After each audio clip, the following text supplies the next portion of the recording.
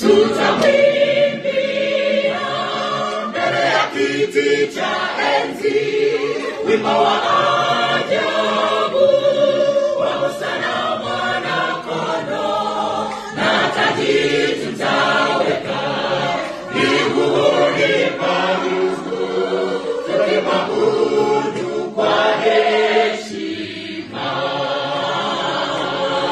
Na taji tutaweka miguuni pa Mungu, tukimwabudu kwa heshima.